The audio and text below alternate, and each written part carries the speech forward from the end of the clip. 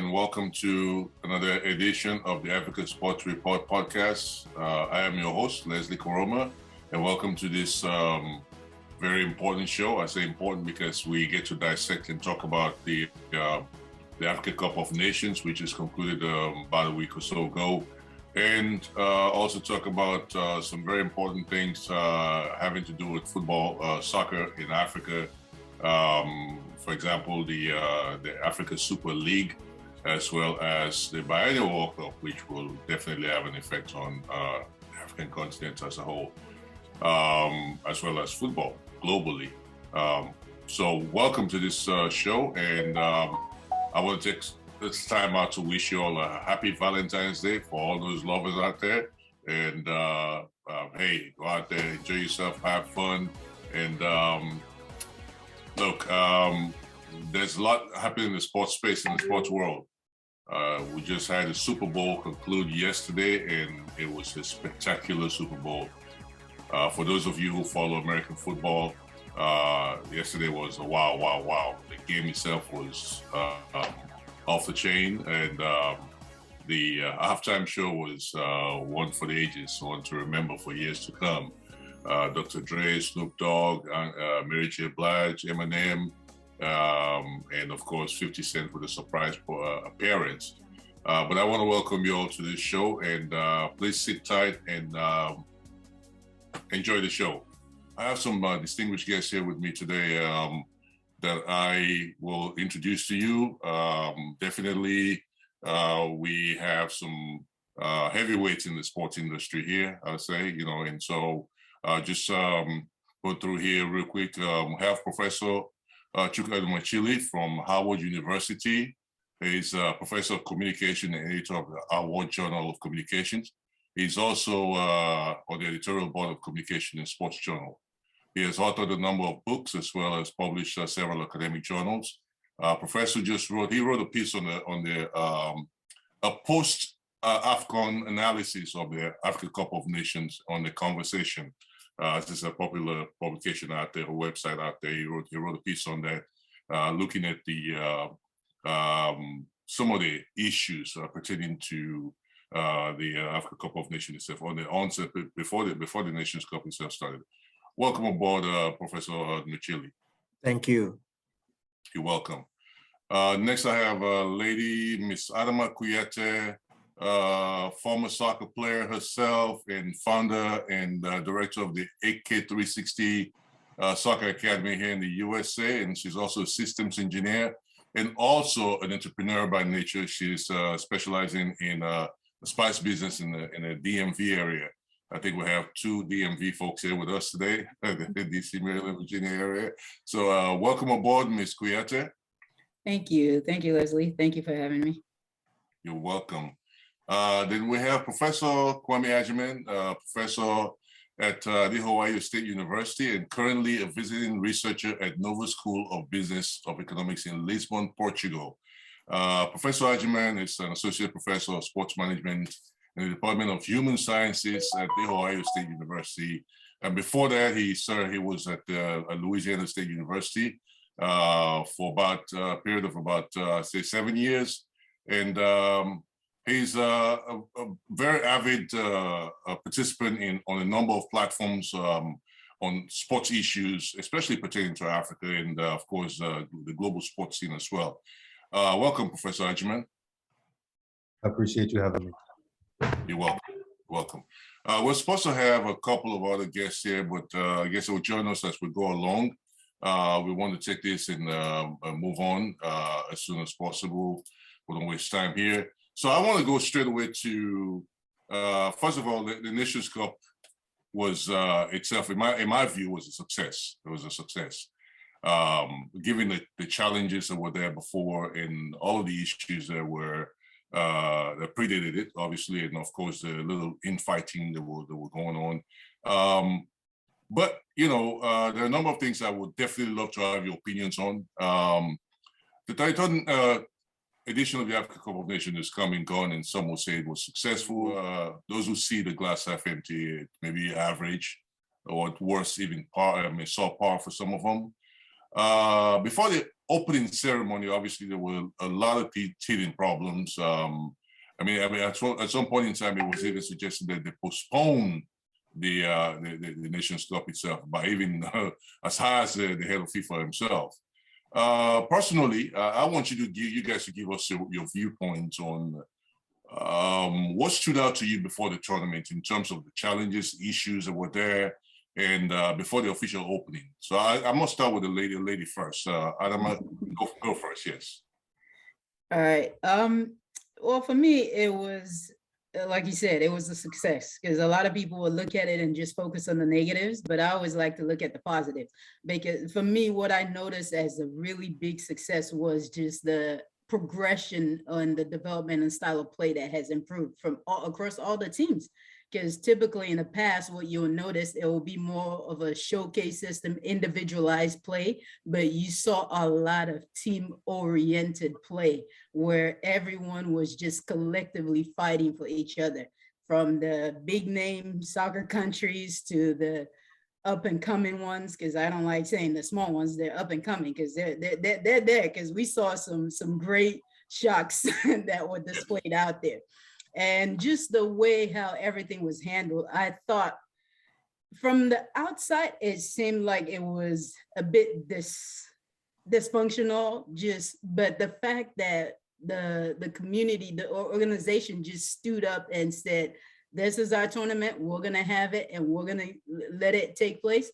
That was big for me because I think this is what the World Cup is trying to mimic, because this is a tournament that takes place every 2 years. And now they want to do the World Cup every 2 years. So if they didn't think this was a success, why are they trying to change the World Cup to mimic what has already been happening with this? So that was my view on that. But the fact, just seeing former players come out and just say that the public at large just needs to respect the tournament was great. Just reading and or listening to interviews by Patrick Vieira and Ian Wright and even Sebastian Haller of Ivory Coast just standing up for it. I was just like, okay, this is amazing. This is what we need to keep doing. Just keep putting it out there. It doesn't matter how many people do it, but the number is going to keep growing as we keep fighting, rather than just sit back and just let people just have their say and make the decisions for us. So in that regards, it was a success.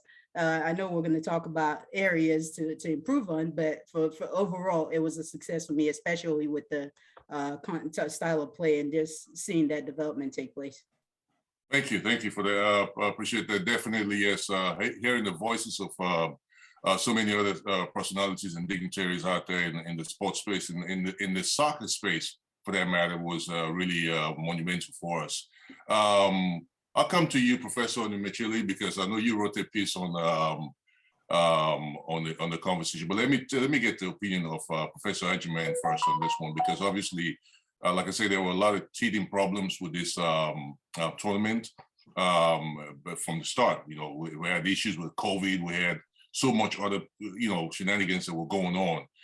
Professor Ajiman, your perspective on before the whole tournament started, what did you think? What was your opinion before this got off the ground? Because were you in doubt that this was ever going to get off the ground, or what? I will have to admit, for some time there was a little bit of doubt, just because of the pressure that was being put on the African countries and the FAs to not play the tournament. And given the history of Africa, we all know, how colonialism played a part and continues to play a part and whatnot. So there was a fear there that some of the governments would, I guess, cower to the pressure. But to their credit, I'm happy that they did not. And, to that point, a lot of the comments beforehand, right? So in the Sun newspaper in England, I believe it was, how do you play this during a pandemic, and the fears and whatnot,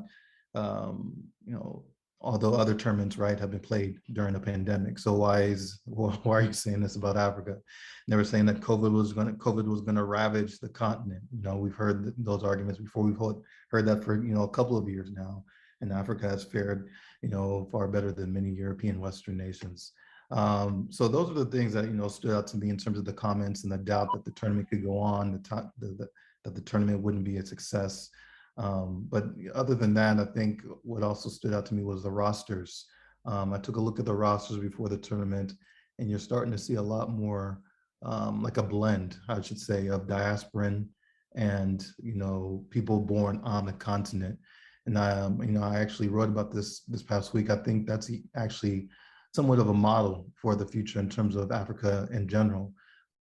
Diaspora returning, bridging the gap between people that have been in the States and people on the continent that maybe don't have access to capital, things of that nature, and bringing that to the continent. I think we can see that same level, brought to football and other sports in general. But yeah, just a few thoughts on what I thought before the tournament. All right, thank you for that. Yeah, definitely.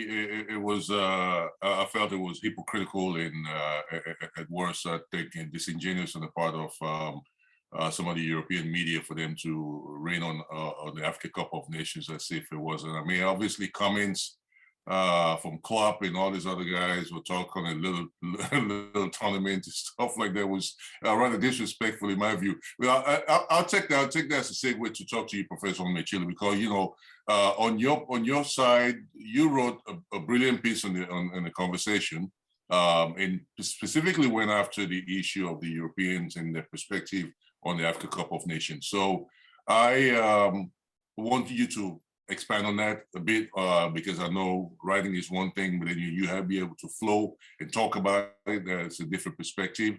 Obviously, there was not just that issue with the Europeans in their perspective, but also there were rumors about the stadiums were not ready and all this stuff. So what was your view before the Nations Cup started?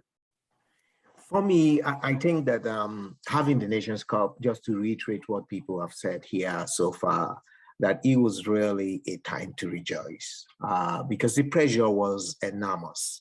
And it was good to hear players and then officials stand their ground. And my favorite quote from all of this was one quote made by a CAF official where he said that this Nations Cup is going to take place and that's Alpha and Omega.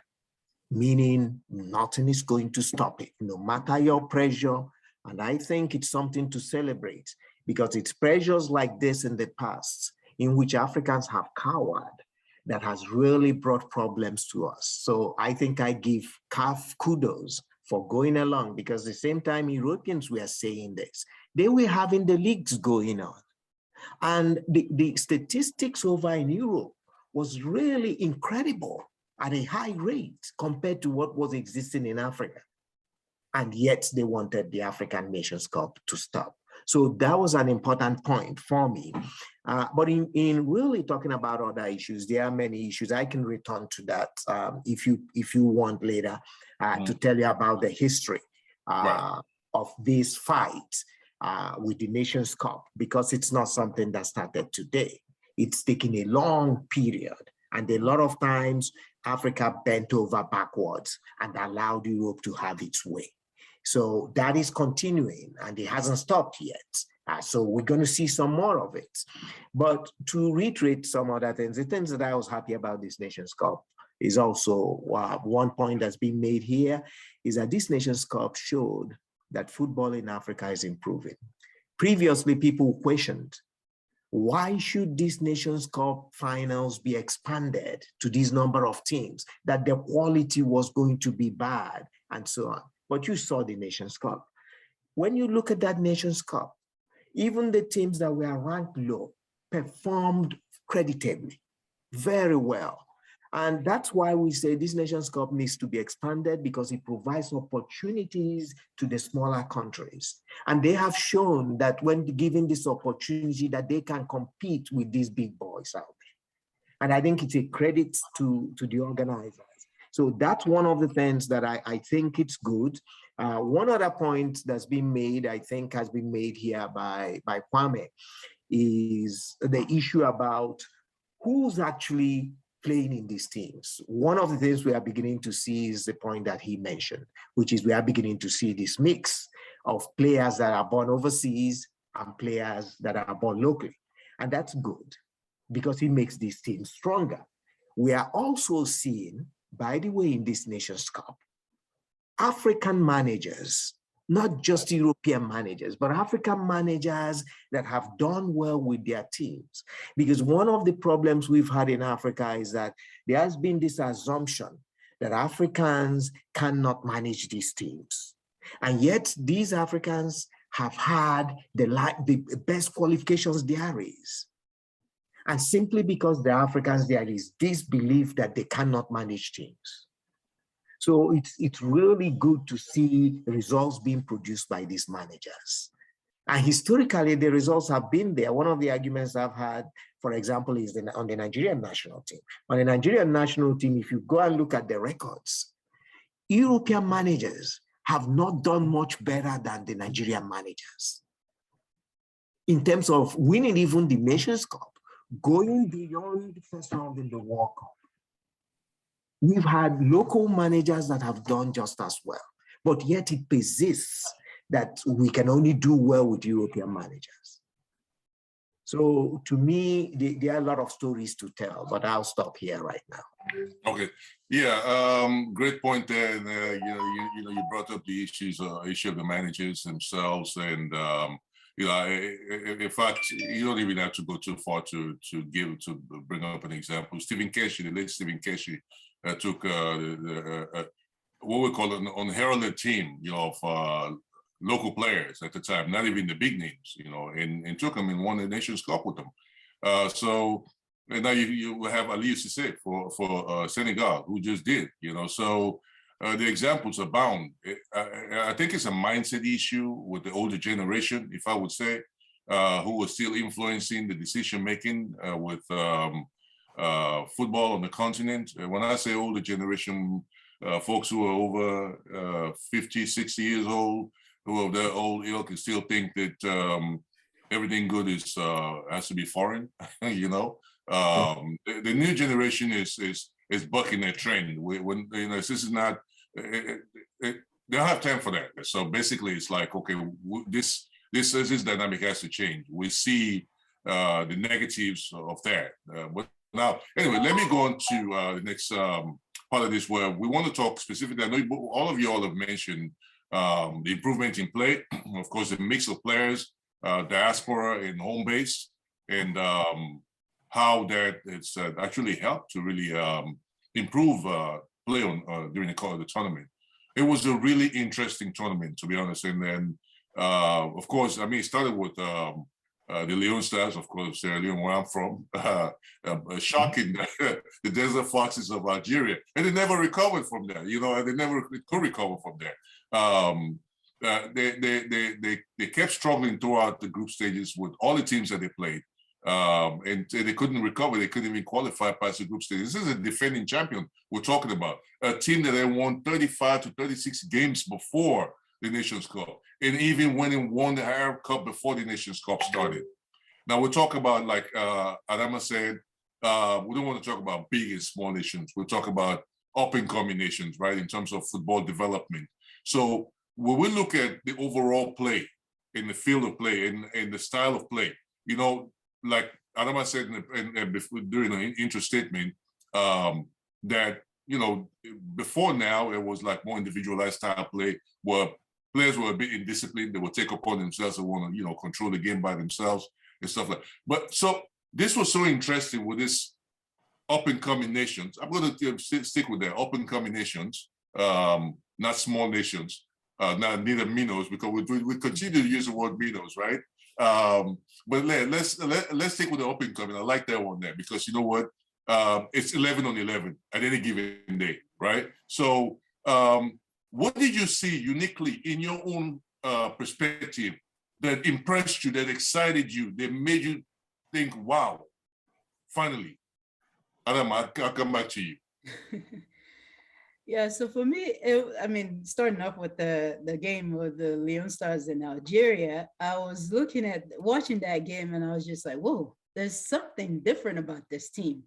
And as Kwame mentioned, the blend of the diaspora and the home-based players, they collectively, they weren't even focused on, okay, I wasn't born here, I grew up there, or this and that.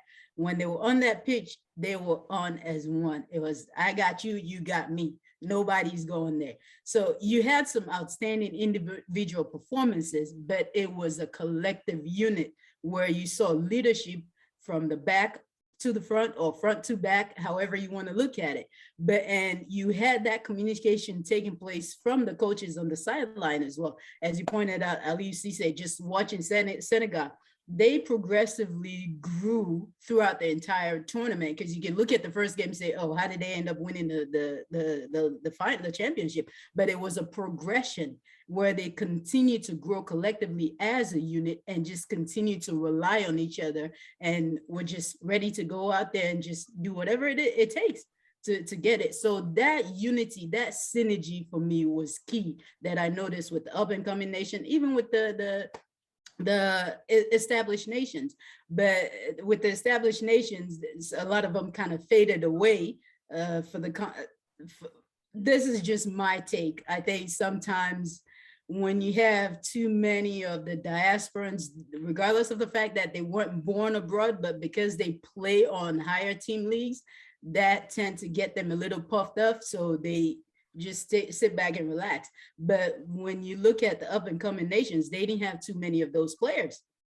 Some of them didn't even have that. So regardless of the fact that they were abroad, they were just like, okay, we're here for a purpose. We're here for a nation. We stand united as one, and we're going to go for it, regardless of what club we play for out there in Europe.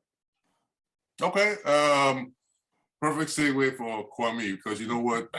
You talked about diaspora players, puffed up guys, and obviously the Ghana Black Stars did not do well at all. They did not do well. And they got bounced out the group stages. And talk about guys with ego issues. You know, Andre Ayew didn't come. I mean, I didn't like his behavior throughout the tournament. So much to be learned from that. And I mean, I know we're kind of joking about, but the reality is much to be taken from that, because, you know, they have to understand that this is it's a team game, which they know already. We don't have to tell them this, you know, and then it doesn't matter who's the weakest link on the team. You have to respect everybody on the team. You know, you have to have each other's back. You have to play as a team, not try to control the other folks on the team. You know, I think for me personally, when I observed the Black Stars when they were playing, I think that was the issue that was there, you know. And like I say, you know, they're a perennial powerhouse. They've been there since the beginning. Ghana's led Africa, you know, really made us proud on the global stage. But that performance that they put up in this Nations Cup was not impressive at all. And then, of course, we'll talk about Nigeria, which did very well in the group stages, but then faded in the quarterfinals. Like, what happened, dude? You know. So, Kwame, give us your take on the style of play and what you're observing in team dynamics and things like that during the game, during the tournament. Well, the reality is it still hurts. I mean, let's just call it what it is. I mean, losing Comoros Islands is not what anybody expected. But it's a testament to what Ghana football has become over the last, you know, even predating the 2014 World Cup and that fiasco in Brazil. But to the style of play, I mean, I think it's also, again, a testament to not only the players, but managers as well, those who are leading these teams, whether it's the more coaching, investing in coaching at the FA levels in these respective countries, studying under various other managers. I think you obviously see some growth and development, again, not just from the players, but from the coaches. And then also above that, in terms of the countries that maybe exceeded expectations, you can see that they've developed a long-term plan and vision, because you don't just do that overnight. So I think you see signs of that as well. But I was overall impressed with, you know, like has already been stated here today, I echo those same sentiments in terms of the style of play. It wasn't as maybe defensive or rash tackles and things that we've been accustomed to in AFCON in previous tournaments. But overall, yes, definitely a great tournament stylistically. And again, kudos to not only the players, but the managers and technical teams of all of the teams that exceeded expectations and did very well. Okay. Professor Michele, you, the Super Eagles. I mean, you guys had me fooled. I thought the Super Eagles were going to go all the way, you know. And then all of a sudden, here we go, and they just come to the groups. I mean, the quarterfinals. I mean, around the 16, and they just fizzled out. Like, what happened? I mean, I was looking at the guys on their body language in the first 10, 15 minutes. I said, we got an issue here. We got a problem here because these guys do not seem to be taking this game seriously, in my view at the time. And then obviously there were other issues that led to a red card, and they were playing with one man down, you know. So it's I wouldn't say typical, but it's not typical, or it shouldn't be typical of Nigeria. Nigeria is a massive powerhouse, and it needs to realize its power. You know, you have a pool of 200 million people to get players from. You guys should be unbeatable. As far as I'm concerned. But yeah, so, but anyway, like I said, by the end of the day, it's 11 on 11. So it doesn't matter the size of the country and its population size, but it's also left up to management, proper management, right?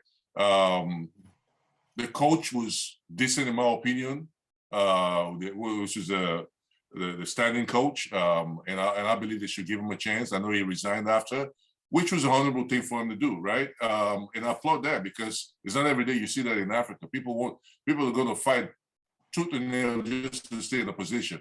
They will kill to stay in a position. This guy gave up and said he will step aside, and I believe that he did a great job. I just think there was a letdown at that stage. They let their guard down, but I think the team has. Obviously, you guys have a major clash coming up in the World Cup qualifiers against Ghana. So hey. We shall see, right?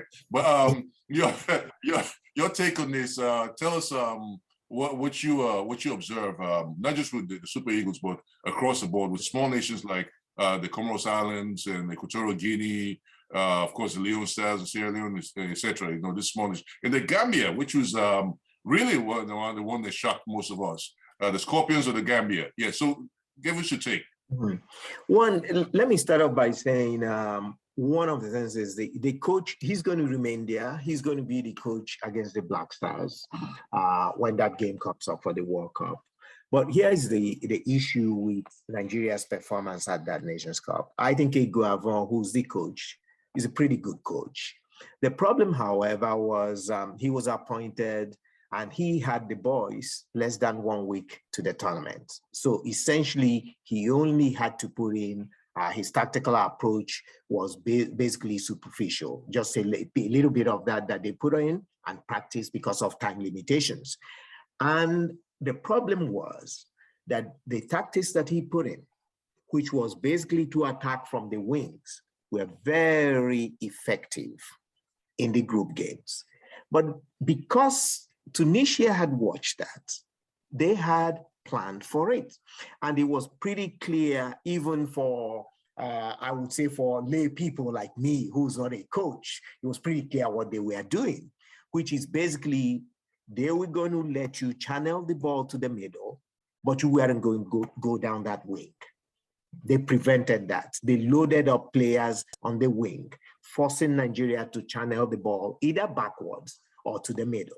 And Nigeria failed to solve that problem because they really didn't have the creative players in the middle. And at halftime, they brought in a creative player who's Alexi Iwobi, who plays in the English Premier League. He was brought in, but he was on the field for just 2 minutes and he was sent off. So Nigeria suddenly was a man down and they couldn't recover from that. So this was a huge problem for Nigeria going forward. Right now, I think Eguavoen will have a little bit more time to work with the team.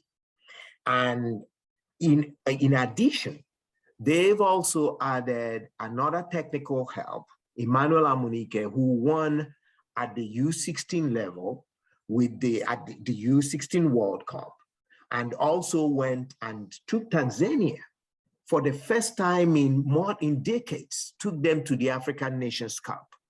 And since he left Tanzania, Tanzania didn't get back to that Nations Cup. So he's going to be working with Eguavoen to see if they can do something about with the Black Stars. And, as Kwame will agree with me, you can throw out the records when you play the Black Stars. Anything can happen. So the Black Stars, even though they didn't have a good tournament, Nigeria better beware. So that's interesting. Looking forward to that. Yeah, that's we'll call it the Jollof Rice Derby. Yes. Yes. Yeah, great tournament in terms of styles of play, and we hope that translates to the World Cup itself eventually, because obviously there's 5 World Cup qualifier games coming up, and for the 5 teams that are going to go to Qatar for the 2022 World Cup. Our biggest issue in the last World Cup, or the 2018 World Cup in Russia, was every African team was bounced off at the group stage, and none of them could progress past that. And I still saw the issues that Adam identified earlier, which is individual play, where players get off of the game script and go on an individual crusade and start to do things erratically. I think it's time the African players, most of those who have been playing in the European leagues and even the young ones who are coming up, start to understand that it's a team game, and it's played with this high level of discipline. You have to have a serious IQ to be on that pitch and be in consonance with everybody on that pitch at the same time. Not to go out there stargazing when you see a Messi or see Ronaldo. You instead of playing, you stargazing, all that crazy stuff. But and I hope, like I said, the style of play it translates to good fortunes for African teams at the global level, because obviously, now we play the Cup of Nations. The Qatar World Cup is around the corner, and those who are going to represent us will be on the global stage to be seen and be watched. Now I want to talk about the intangibles issues that had to do with the conduct of the tournament itself. Obviously, the Africa Cup of Nations is what we call the Blue Ribbon. It's the most prestigious tournament, sports event on the continent for the entire African continent. A lot of times those in the sports space who I talk to, some say, oh no, it's the African Games, but the African Games is not mentioned up yet. The African Games should be right up there with the Africa Cup of Nations, but the African Games is yet to get to that stage where it can be considered something that makes people stop and pay attention, like the Africa Cup of Nations do. We had issues having to do, obviously, the COVID protocol, and of course, with the backdrop of the pandemic, we had several challenges. And I know you wrote on your piece in the conversation, Professor Machile, about the respect that we deserve. But what I didn't get on this side was this. I'm gonna put this out there because obviously it was really, really obvious. The rights holder for the African Cup of Nations here in the U.S. was beIN Sports, but beIN Sports refused to air the games live as they happen. You can only get it on certain platforms, which, like, let's say, for example, YouTube TV or Sling, the Sling app. And that was really, for me, it wasn't fair, because when I observed what happened back in the summer for the Euros, which is the equivalent of the Africa Cup of Nations, every single game in the Euros was played on TV here in the US. I mean, I don't know. I mean, maybe we still have issues with rights holding and a number of issues with CAF that has to be sorted out. But I think CAF has to be able to prevail on these issues having to do with these games being aired in markets where you have Africans that want to see them play, not just Africans, but even football lovers around the world who love African football. The Spanish people and so many other communities out there that would really love to have been clued into what's happening. I even had somebody ask me, oh, what's this you guys are posting about? I said, it's the Africa Cup of Nations. I said, it's like the Super Bowl for Africa, And the guy was like, wow. I said, I didn't even know it was on. I said, it's because the TV channel that's supposed to carry it here in the US wasn't even doing justice to it. They couldn't even show the finals. That was really, for me, that was the high point of disrespect for me,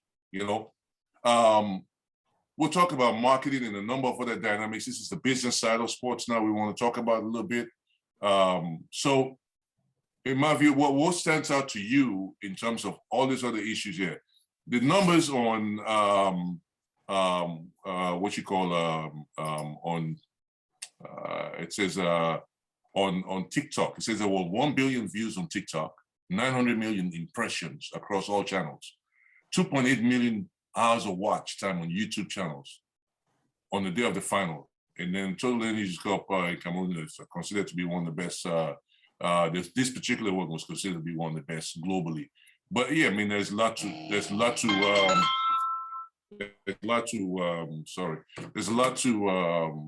learn from this, and a lot to grow from this one. So in your perspective, please give me your own view on what you think was lacking and what you think we could improve on, the intangibles that need to be addressed. Adam, I'll start with you ladies first. Well, you touched upon just about everything that was my biggest concern that I spoke to just about anybody that I spoke with. I was just like, okay, this is getting out of hand. The disrespect is just too much. The finals, not showing the finals, that was just, that was the biggest of all. And the right, that was my concern. I really wanted to know who was the person in charge for really establishing this right holdership, the marketing and everything. Because whoever that person was, he or she needs to take responsibility for doing things in a much more effective and practical business sense. Because what I got from this was whatever deal was done, it was a selfish deal that benefited Bein Sport and or whoever was engaged in establishing the contract. You mentioned having to watch it, because I watched it from Fubo TV, which is another app. My biggest pet peeves was in the middle of the game, they would just pause for a commercial break. I was just like, how do you have commercial break during soccer? That's impossible. You don't. And like you mentioned, I watched the Euros. They didn't do any of that.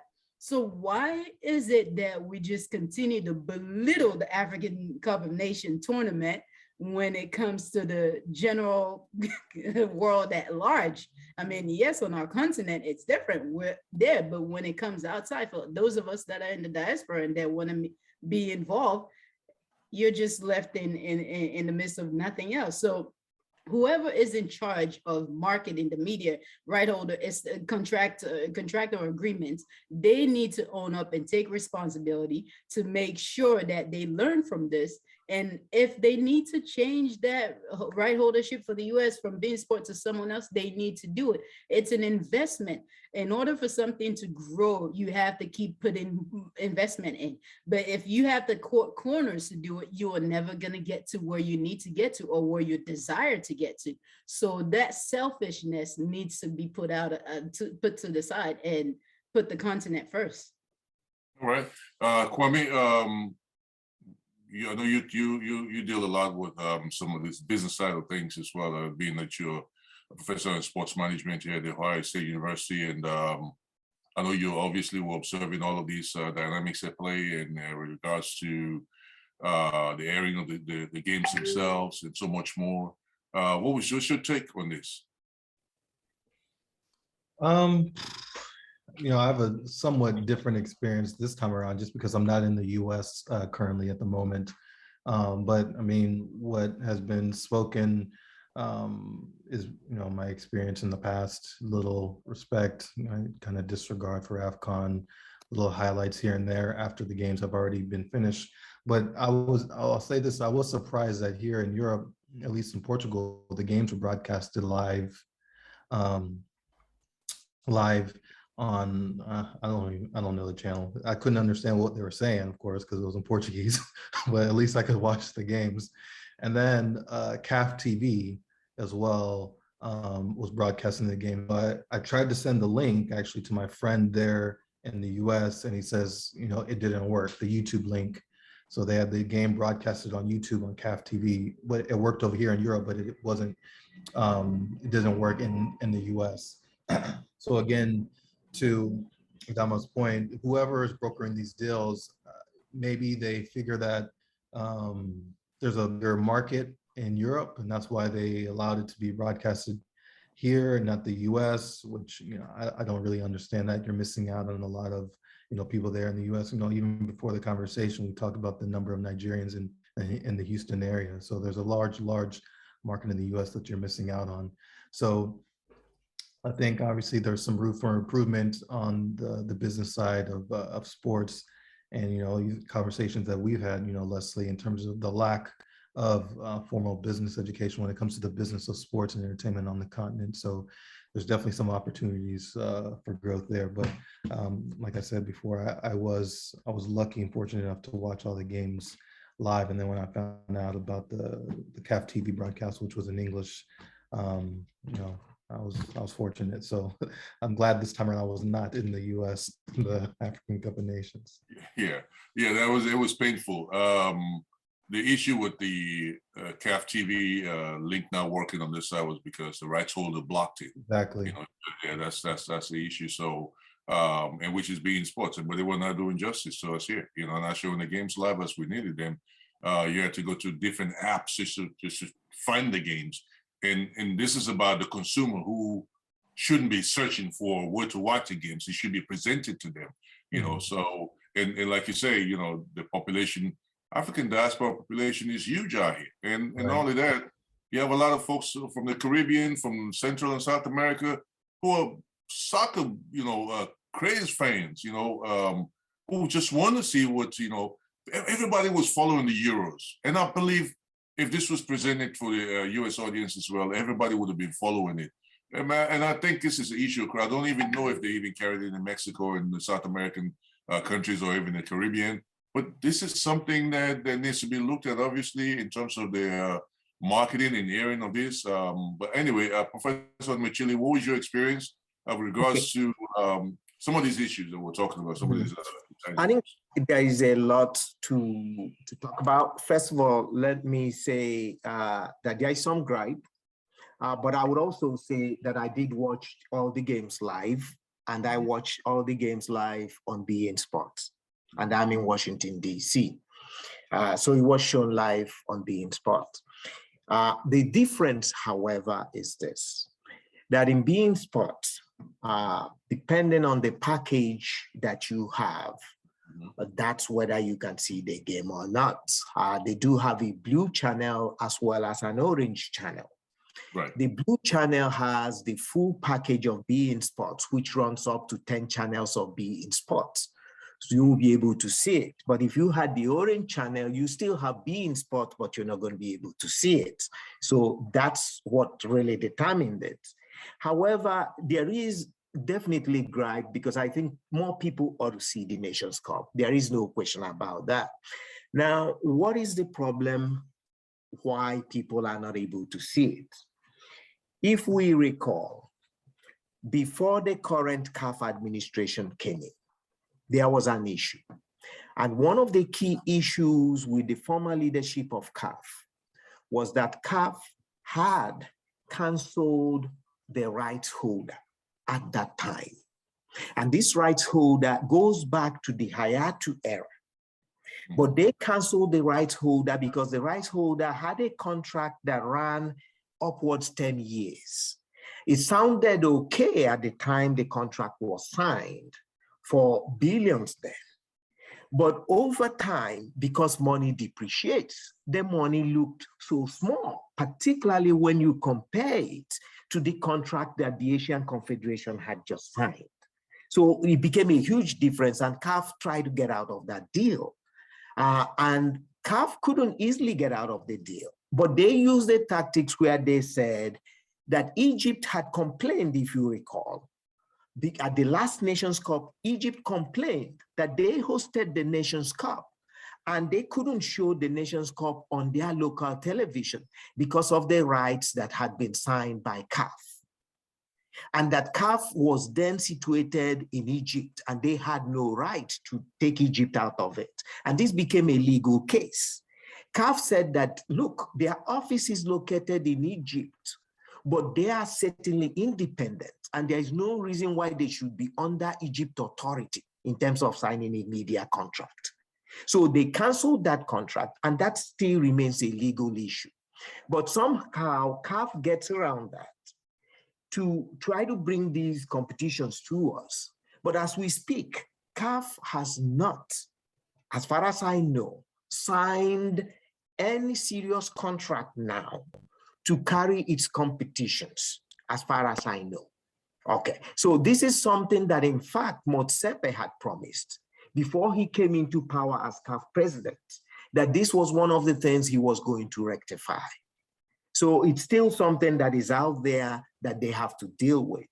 But it's certainly a problem, because I think that there are millions of people that could not see these games, that would have wished to see it. So this is something that CAF really should work on to make sure, look, whatever contract you're going to sign in the future, that is got to be something that is accessible to the number of people that want to be able to access these games. Okay. Yeah. I think that's, I hope I answered the questions here, but first of all, the issue on the beIN Sports Sports Plus package, right? I'm not sure, like I say, I was able to get it through YouTube TV. Which I subscribe to, so it wasn't a big deal for me. And those who wanted to see it, I recommended that they do, and they subscribe to the Sports Plus package. But the problem with all of that is not everybody is that first of all tech savvy to go searching and looking for stuff like that. You want the stuff to be presented to you seamlessly without the issue of having to go searching for it, right? Exactly. And the Sports Plus package comes with its own extra additional cost at the end of the day. And like I said, the issue is that with the Euros, it was readily available on regular TV. I guess it depended on who they signed with, and again, that's the issue we're talking about here. beIN Sports is one of those which is not, for us who are, immigrants here in the U.S. It's a norm for us to go looking for these things, right? So we know, because we want to see what's happening on our side of the world. But it should be the same case with for the Euros as well, but it didn't. So it was readily available, and there was much hype on ESPN about the Euros and so on and so forth. I barely heard much about AFCON on ESPN. If even there was any mention, the finals and all of that. It was like, man, there was total blackout as far as I'm concerned. So the relationships, to build the relationships that are needed for this tournament to have the traction that it needs, I think needs to go beyond people having to go search and pay for an extra Sports Plus package. Even when they did show it on the orange channel, as you say, they had a package for later viewing, which is like primetime viewing. I would check the channels and it was there, but like the game was happening right now at 11, right? But they were scheduled to play at 6 or 7 p.m. in the evening. Who wants to watch the game that's already everybody's talking about on social media? It's done, dude. Come on, nobody has time for that, So I think that much has to be done with those rights holders in the different markets around the world. Large African populations, diaspora population overseas, in Australia, in the US, in Canada. And so they have to recognize this and know that there's a market. There is a market out here. Definitely a market. And it needs to be looked at.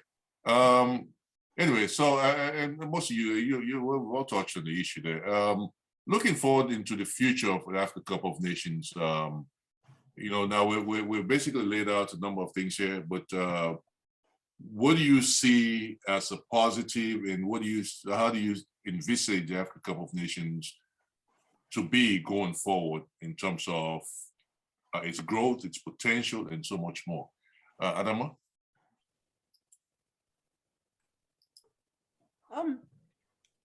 I think continue to progress forward is a great place to start, and the focus now needs to be on the infrastructure. And when I say infrastructure, I'm talking about the play of surface, the field. The host countries, I think that's an area that needs to be focused on, because this is a tournament that takes place every 2 years. It was clearly evident just watching it on TV that the pitch was just not ideal. So I can only imagine how the players themselves coped with it. But that's definitely, in terms of infrastructure, that's an area that we need to continue developing in and just prioritize that. While everything else is great, but we've got to make priority to lay down the foundation on the surface of play right there. So that's one of the key things that I noticed, that I really believe that we need to not neglect and need to take into account going forward. Okay. Kwame, your view on the future of the Africa Cup of Nations, and what do you think? What do you see happening in your own crystal ball? I mean, I think we can only expect bigger and greater things, potentially more teams participating. And I think if these, leaders can come together and, have this type of Pan-African mindset that, various leaders of the past have talked about, and producing, world-class talent. And how do you do that, to Adama's point about the infrastructure, the pitches, but also you see other continents getting ahead of us in terms of other things such as facilities, the nutrition and things like that. How you develop players from young ages, to whenever they potentially go off to Europe. There's some lessons to be learned in countries such as Egypt, for instance, who lost in the final, but their local league is very healthy.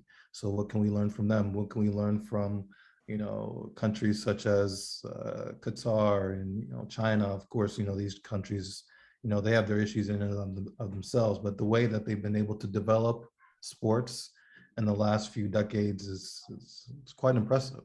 Over my lifetime, you look at China, they weren't winning that many gold medals and silver medals, decades ago, but you look at them now.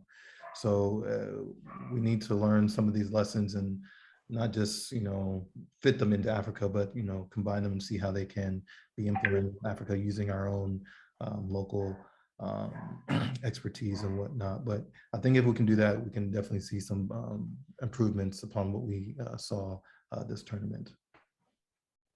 Professor Machili, your view on the outlook for the Africa Cup of Nations going into the future, 5, 10 years from now and beyond? Yeah, I think there is more work to be done. Some of those issues being pointed out. One of the things that I think we should look at is the issue about infrastructure and accommodating more countries. This is really a difficult problem. Why I say it's a difficult problem is that very few countries right now can host the African Nations Cup based on the number of countries that are now in the finals. This is an issue. The other issue is that hosting the African Nations Cup, like the way Cameroon did it, we've already asked the question, what happens to this infrastructure when the games are over? Because these become white elephant projects. They die out. The local clubs cannot sustain them. They don't have the money to keep the facilities. They can't even attract the spectatorship to fill them up. So that's an issue. Now, the question becomes, how do you deal with this? I think that we have to learn from the last European Nations Cup. And here's what I mean by that. We want these large number of nations to participate. That last Nations Cup held by Europe, that is the Euro, showed us an example. They had what I would describe as a dispersed hosting mechanism. By dispersed, I meant it wasn't just one country hosting this. There were several countries hosting. Then you may have the semifinals and finals at the major host. The United States is getting ready to host a World Cup. They are going to have some games in Mexico and they're going to have some games in Canada. This is a way forward for the AFCON. That way you can accommodate these many nations, and then you can have only very few facilities that these countries would have to improve on and be able to sustain them. And by the way, I think CAF is working on this. And some of you may already know that CAF, for the World Cup qualifiers, have denied some countries hosting at their home. And by the way, Sierra Leone was one of those countries because of the state of the field. This is a way to try to motivate these countries to improve their grounds. So that's one thing that CAF should do. And those nations don't have to build like Cameroon. They can just basically build up 2 venues and they can become a host, part host, a co-host of the AFCON going forward in the future. So for me, I think the future is about this past hosting mechanism. That way you can deal with this situation of having a large number of countries and being able to sustain the facilities going forward. Okay, well, I mean, just to add to that, there was news out there that Botswana and Namibia were like looking at teaming up to put up a bid to host a future Nations Cup. I don't know if it's the next edition is in Ivory Coast, the Ivory Coast. Yes. I believe the one after that is to be in Guinea, if I'm not wrong. That's correct. Beyond that, then I think Namibia and Botswana were looking at teaming up. So that's what I heard out there. So I did have something to add to that point. I think that is a great model to follow, but we have to also factor in we would need help and consideration from national governments, because as you all know, travel within Africa between African countries can be a nightmare sometimes. You have to maybe sometimes travel to Europe first to go to a different African country. So depending on which countries it's hosted within, that could be a disaster. So definitely something to consider. Okay, talking about that obviously brings me to you mentioned the league in Egypt. Now you just mentioned travel within African countries, and that brings me to the issue of the Super Cup, the Super League that CAF is working on along with FIFA. I know there's a lot of controversy out there about it. Lots of people are not necessarily in favor of it. Some people want regional super leagues instead of a continental super league to make it easier on travel, as you said, which is a major issue. But will this super league help to open up air travel routes on the continent? Because again, when we look at these things, for example, you're here in the US, and we know the volume of travel of sports teams between states. And for example, the collegiate teams, when they travel frequently. You have the leagues themselves, the professional leagues themselves. So I think sports in itself is a vehicle for growth and development in the airline industry, to help open up routes. But anyway, that's besides the point. I'm not trying to make a case for it, but regardless, what are your views individually on this 20-team Super League that CAF is pushing for, with obviously the heavy backing from FIFA in this case? What are your views on it as a whole? I don't know. I haven't really followed this much, but just from the bit that I've heard of, it's interesting, because I think we have to take into consideration the players' well-being as well. Because how many games are we looking at in a calendar year?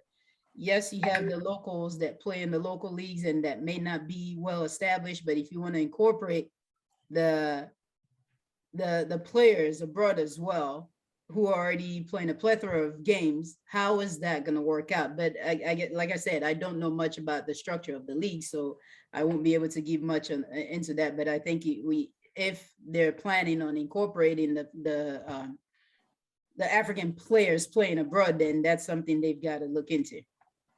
No, this is a strictly club thing. It's individual clubs who are going to be elevated to play at the Super League level. 20 teams, 20 clubs will be selected. So the issue of the foreign players will not factor in, because of this. Okay. They have their set rosters. You know, it's just like you have the Major League Soccer teams here. Individual teams, they already have their set rosters. It doesn't matter. You know, this has nothing to do with the national level. You know, it's just strictly a club thing. And basically what they're trying to do is to create a league on the continent that kind of draws the focus back inwards to Africa instead of everybody just continue to watch the English Premier League or the La Liga in MLS in the US and so on and so forth. So the issue here is to create a vibrant league within the continent itself that can rival any of those other leagues overseas. So that's pretty much what it's about, you know, in this case. In that case, I mean, it's all going to go back to the infrastructure issues, because how many of these countries have that infrastructure of grassroots football already going on? So it's going to be very uneven in a sense, because then you'll have teams that are, majority of them going to be from Egypt or nations with well-established leagues, and then the up-and-coming nations are going to be left out. So the focus should be first and foremost is having these nations focus on developing that infrastructure within their countries going, and it all starts with grassroots football, because if you don't start from grassroots, then it's all going to die out. Okay. So in order for that league to succeed, each individual nation needs to be on the path of developing grassroots football and establishing that. Yeah. Kwame, our conversations have started long years ago. I know we've talked a little bit with Dabblewood, talking about this concept some years back. I think it was 2014. We had a pre-World Cup conversation and kind of talked about the development of football on the continent and how going forward we need to, you know, increase or expand the scope of what we're doing. But again, the challenges, the issues having to do with such, as Adama said, you know, there'll be an uneven, you know, the unevenness in a sense with the quality of the teams that will be in this league. Obviously, I don't know the entire details of the kind of resources that are going to be poured into this league itself and the teams that will be selected to play in it. But only 20 teams will be selected. I don't know if there will be relegation, if there would be relegation, and so on and so forth. So these are things that are still kind of a bit murky out there. So what's your view? I mean, I think on the face of it, it looks like a great idea. It's an opportunity to give Africa a platform to showcase its, you know, greatest talents at the club level. But a part of me also feels as if this is FIFA's way to use this as a test case for the UEFA Super League that's, you know, garnered a lot of attention over the last few weeks or last, you know, year or so. But, you know, time will tell to see if it, you know, comes to play. But the FIFA president seems to, you know, be partnering with Patrice to, you know, push it over and, you know, get it done within the next few years. But, you know, obviously the biggest challenges are going to be not only, you know, infrastructure but I've read there will be relegation and promotion, so that would, you know, incentivize teams, so it wouldn't just be the same 20 teams every year. But another, you know, question or challenge would be, you know, where the funding is going to come from. You know, and I believe I read somewhere that Patrice was asked this question. He said it'll have to come from, you know, a lot of the private sector. And, you know, he's well connected, I think he's a billionaire, if I'm not mistaken. So he's well connected, and he feels confident that they will be able to get the investment that they need to get this and, you know, do it within the next few years. But yeah, I don't think any of us know too much at the moment. More details will have to, you know, come forward. But at the end of the day, on the face of it right now, I think it's just going to be a thing where the rich just continue to get richer unless they put in some more checks and balances that allow to be more inclusive of the entire of Africa. Yeah. Officer Machili, your view on this Super Cup for Africa, and what do you know so far about it, and how do you think this will pan out? Okay, actually, this is something that I've written about a long while back, probably about a year ago, maybe two, the first time the idea came up. And I have some reservations, but I also have some hope. For me, I think I'm probably one of those that feel it's a cup half full rather than half empty. Here is, maybe let me just talk about the good sides first, then I talk about the unknown. The good thing we got to think about is, if we make the assumption that this league is in fact a league of private clubs, meaning clubs that are not private, no matter their history, they don't get it. Like Nigeria, for example, they talk about all these big clubs, Enyimba and all these. These are government-owned clubs. If I was running this, they would not get it. And here's why. These clubs are used to siphon funds. They really don't raise any revenue. I think clubs like Ali, Zamalek, they ought to be the ones competing here. And by the way, not the whole not the whole Egyptian league, because the whole Egyptian league is really about Ali and Zamalek. Most of the Egyptian league have government like the army and so on participating. And Ali and Zamalek has complained about that league because it's dragging down the league. So one problem that Africa has is these state-owned clubs participating in the leagues is been really making it difficult for the leagues to be able to sustain revenue. So I thought that if CAF is going to do this, that this is a window where they allow only private-owned clubs to participate. None of these state-owned clubs, no matter how big a name they are, they should be excluded. If it means new clubs, let it be. But it should be a money-making venture, not for state dispensation and stuff like that. The thing I also say is, let's just imagine, just imagination for a moment, that we have this league. And by the way, I don't know what the format is going to be, whether it's going to be relegation and promotion like in Europe, or it's going to be like the American system where there is no promotion and relegation, that these clubs are static in there and they are privately owned, and that's what I would actually prefer, and not the promotion and relegation. Now, in this case, you are probably going to attract a lot of talent, not just Africa, by the way. You will attract talent from all over the world, including Europe, as long as the funds are there. Because by the way, let me remind you that in Egypt, when Pyramids was formed by an Arab businessman to challenge Ali and Zamalek a few years ago, he was able to attract 10 Brazilian players, top quality players that came to play in that league. So these players are going to come if they are going to have big wages. They will come to Africa to play. So we can attract this talent as long as the league makes that revenue. So I think that is possible. But here are then the downsides that I see. The downside I see is, yeah, this league may get all these revenue and so on, but the startup, from what I read initially when Infantino announced this, is that each club would have to put up $20 million. How many clubs in Africa have $20 million to put up? That's the big question. So somehow there's going to be some borrowing that takes place. And then there's going to be the question about facilities that has been raised. Now, these questions have not been answered by Infantino or by anybody else, including CAF, because right now, CAF has not announced a full program that shows how this league is going to run. And that's the question that we have had. Provide us the details. Let's examine the details of this league so that we know what we can criticize, what we like, and what we don't like. As I speak to you right now, CAF has not done that. What CAF said when Mosepe came on board, because this was actually something that was on board just before Mosepe came up.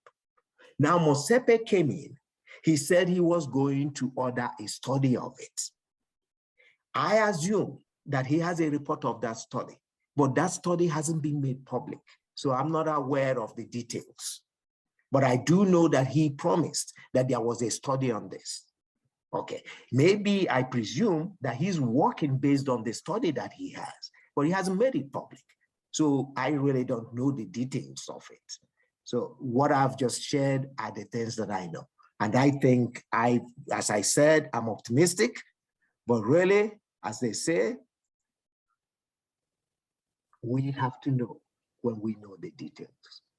Proof is in the pudding. The proof is in the pudding at the end of the Exactly. day. Bottom line is, yeah, thank you for that. A great analysis on that, on the Super League. And I feel the motivation, the rationale for it should be about profit. Obviously, it's private enterprises. And I should say, the dynamics of membership should be very, very strict so as not to dilute the potential of what it could be if eventually it gets to happen. At this stage, whether we're in favor or not in favor, we're looking at the possibilities, the positives here, because again, it's about the growth of the game on the continent. And as you say, if it's profitable enough and attractive enough, we will have players from, just like it is for the other marquee leagues around the world, you have players from different parts of the world coming in to play for these different clubs. So long as that's the model that it will be based on, and the issue of relegation and promotion, again, that can be another murky issue because there's 54 countries and 54 leagues, you only have 20 spots for 20 teams that are going to get up there. Again, like you said, they're inviting clubs which will be able to afford the $20 million investment fee into the league, which in itself, but I know, there's money out there in Africa, definitely. We know the Arab countries, definitely the clubs that will be invited, most of them will be able to foot the bill. South Africa, obviously, so even Nigeria. But again, like you said, with Nigeria, the issue is we have to look at which team will be invited, which teams will be invited to be part of it. I believe Ghana will have, whichever team they invite from Ghana. I think the opportunity is there, the possibilities are there for the $20 million investment of each team that's invited. But again, it's the model that you said you prefer, which is 20 teams and that's it. It's locked. I think that would look like a football appetite, if I would say. Actually, let me add something. Let me add something to what you're saying. The other thing is also, even when they form this league, let's say you have 20 teams and they are private entities, and you have no relegation. The American system provides a way of entry. Let's say, for example, that these 20 teams, it does not have a Ghanaian team or a Nigerian team in it. So be it, if they can come up with the money. What would then happen is just like the American system, there is always room for expansion. If somebody later comes up with the money from Nigeria or Ghana and meets the requirements, then they get in, but the money should be the thing that determines who gets in or not. Although you could also put a barrier that says, no matter the money, we can't have more than 2 teams from a country. So they could put those kinds of gates. Okay. All right, cool. To conclude here, I just want to touch on one last thing before we go, and that's the Biennial World Cup, which is the big elephant in the room in most of sports these days. And the issue there, there's been a lot of opposition to it, obviously, for obvious reasons. One is, of course, player welfare, the number of competition, and basically this will stifle the continental or regional tournaments that we're talking about right now, the Africa Cup of Nations, in my view. And only that, but also take away from the local leagues or the super leagues. I don't know. There's a lot to be looked at with that. And obviously, there are calendars for other sports disciplines out there as well. The IOC is vehemently opposed to this Biennial World Cup. But obviously, and also, I look at some of the stuff we talked about, which is infrastructure and hosting. You talk about a new model of hosting, which is dispersed hosting as a model going forward, which is what the United States, Mexico, and Canada will be doing, the tri-nation host for the 2026 World Cup. But again, when you look at the Biennial World Cup, when you look at the current model right now, and you look at it, the amount of time it's taken for Qatar to prepare to host it, they've been preparing for the last 6-7 years, and how do you factor in preparation for a host country which decides they want to host it? I know you got the rich countries, obviously, they'll have the infrastructure. A lot of these countries have infrastructure built. But then again, we're talking about buildings, whether there's a stadium currently in place for that or not, or a country that needs to prepare a stadium or whatever, we're talking about every 2 years, the frequency of it. It's not a bad idea in a sense, but the issue, it offsets a number of other issues out there, other sports disciplines, the Olympic Games, and so much more. I don't know. I'm at this particular point in time, I don't see it as yet. I think it muddies the water out there, and I think, in my view, FIFA should be focused more on helping each region develop their own individual competition, strengthen the Africa Cup of Nations, strengthen the Euros, strengthen the Asian Cup, strengthen the individual leagues in these countries. Let the revenue model be dispersed to a point where it's not in one person's control. And that's my issue with all the money coming into FIFA, where the money's controlled from a central source to a point where Infantino may mean well, but the point is, what happens after him? Who comes in next? And how does that happen? How does that happen going forward? What are the terms and conditions, access those funds that FIFA may have collected the billions of dollars? And these are the issues that kind of weighs on my mind. Adama, what's your view on this biennial World Cup, this every 2-year World Cup? I mean, I pretty much share the same sentiment as you do. It's like to the point of being monopolized, where it's just one person in charge and everybody else just have to jump on it and go with the flow. So the players' well-being are not taken into consideration. I mean, it's a great idea to have it, but how effective is it going to be? Because if the players' welfare if the players are not going to be up to the task, how effective is or entertaining, for lack of a better word, is the competition going to be? Or are people going to be excited to even go to the games? Are they even going to generate this revenue that they seem to be the money-making machine that they're looking at? Because there's so much that's playing into things that they're neglecting, the development of the different leagues in the different continents and the different nations.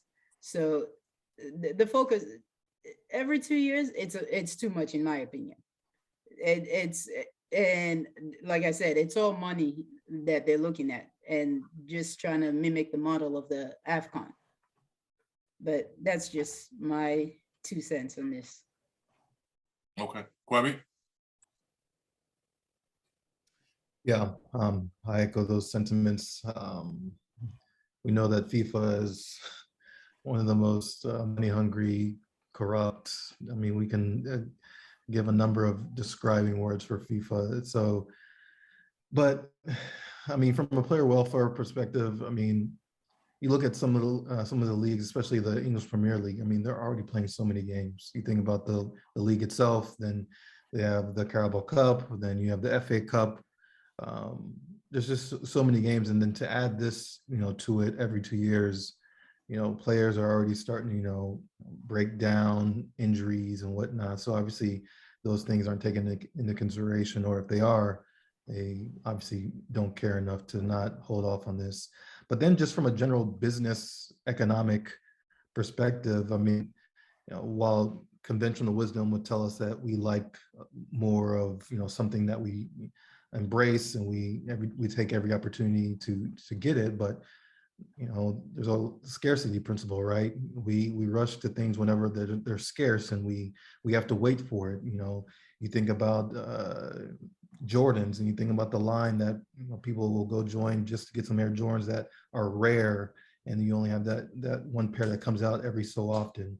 So I think, to your point, you watered the World Cup down when you try to do it every 2 years, when people are so used to it being, every 4 years. They start generating excitement the year leading up to the World Cup. So if you do it every 2 years, you mean to tell me the World Cup is going to end, and then you're already starting to promote for the next World Cup a few months after. So It just doesn't make any sense at all.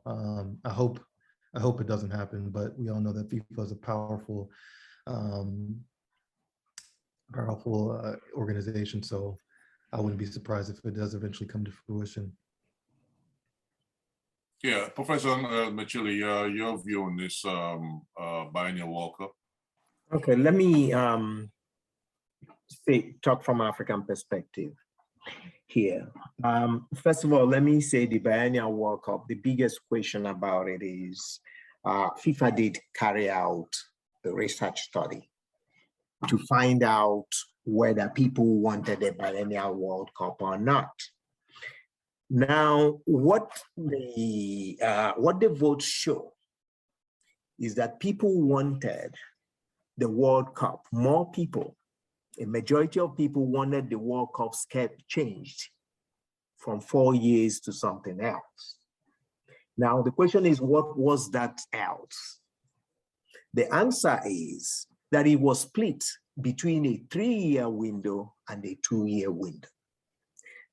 FIFA decided to add up the data from the 2-year and 3 years to then say that the majority wanted a change from 4 years and the 2-year was the answer. But that wasn't really what the data showed. The data simply said they wanted a change from 4 years. But we are split between 3 to 2 years. Why did FIFA do this? There is a good reason why FIFA did this. If FIFA went to 3 years, that would be a lot of conflict in the schedule. Because if you play things every 2 even years, there's going to be a clash down the road. So FIFA took the easy way out by going with 2 years. Now the question is, what's so wrong with these 2 years? Here's the thing, we talk about revenue first, and this is why I say I argue from Africa's point of view. From Africa's point of view, 2 years is a good thing. And here is why. Most of the football associations in Africa right now depend on their sustenance in the subventions that they get from FIFA on an annual basis. That's what they depend on. FIFA doles out that money because FIFA is a non-profit organization. Now, what Infantino has said is with a Biennial World Cup, there will be far more money to dole out in order to develop these nations. So that's theoretically, because I don't know exactly what will happen in the end, theoretically, that's what the African FAs are depending on. That's if they basically agree with this equation. Now, there's a question about a crowded calendar. That's a very good point, but here's the thing. The current calendar that we are running now is about to expire in terms of the contract that is signed. And that's why all these things are coming up now. This comes up even in the American League, which is whenever there is a contract is about to end, sports league go into this debate on what is going to be in the new contract. So this debate is coming up because there is going to be a new calendar. So why not bring your case so that it can be included in the new calendar? So that's why this is coming up, because the current calendar signed is about to expire. Now, what's happening? FIFA has promised that, look, if we are looking at the calendar the current way it exists, then we are making a mistake, because this is a revolution in the calendar. What FIFA is asking is, let's take the EPL, for example, the English Premier League, that the English Premier League can only be played from, say, January to October, and that's it. There will be no more club games for a 2-month window. No country in the world can have a club game. So this reserved 2 months will be the months where international competitions can take place, meaning World Cup 1 year, the other year can then be dedicated to continental competitions. And that's why they are going to these 2 years, meaning you play World Cup this year, the next year, all the continental competitions will take place, including the AFCON. What if they reach this agreement? But why is it we're not reaching this agreement? And why is it very difficult and may in fact be impossible? Because it's a fight about money. What is the fight about? The European clubs do not want this calendar to be changed. They've introduced the European League, by the way. After talking about pressures on the players, they introduced the European League that they're playing. Why? Because there is money. Football today is generating revenue that is unprecedented. It is that money that everybody is fighting for. So what Africa ought to look at is, what is in it for me to develop my game? And the way I look at it is that the FIFA proposal of 2 years provides Africa the money that it needs. And that's what they ought to be backing. Now, if we say that it devalues the World Cup, my question is, we play the Super Bowl for soccer in America every year. It hasn't devalued the Super Bowl. We could play the World Cup even every year. So every 2 years is not asking for too much. And even every 2 years, you say, okay, the facilities. If we have a dispersed World Cup where it is hosted by several nations, then we wouldn't have these issues about facilities. So that's how I see it in terms of these issues. Okay, real quick before we go, the point you raised about the revenue share, because for a lot of us, we see this issue about, this donor issue, like we always have our hands stretched out in Africa for handouts. And for us, it's a question of when do we become self-reliant? When do we develop our own industry and become self-reliant as a continent to where we can, take care of ourselves? So basically, the point is, I don't see the issue in terms of saying, well, the hand-me-downs in the sense it's not in our best interest, to say the least. But if it's meant, if it's according to how you present it, if it's meant to help the organizations to grow and get to that point of self-sustenance, then it makes sense. But if not, if it's just a continuous every year hand-me-down type stuff, then there's a problem there for me on a personal note. But this has been a great conversation, ladies and gentlemen, and I appreciate you all taking your time out this afternoon and evening for you in Lisbon, Portugal, Kwame, and to analyze and talk about the African Cup of Nations and football in general in Africa. So thank you all very much, and I appreciate you all. Adama, what do you have to say? Thank you very much for having me on. It definitely was a very insightful and great conversation, and it's always a pleasure. I appreciate you. Kwame? Same. As you can see, it's dark here now, so appreciate the conversation. Very enlightening. Great to connect with you all. You're welcome. You're welcome. Well, Professor Omachili? Thank you. It's very interesting conversation and learning a lot. So thank you for having me in the program, and also for meeting also the other participants as well. I'm grateful for that. Thank you. You're welcome. Thank you so much. I appreciate it. Thank you all, ladies and gentlemen, and that wraps up this conversation.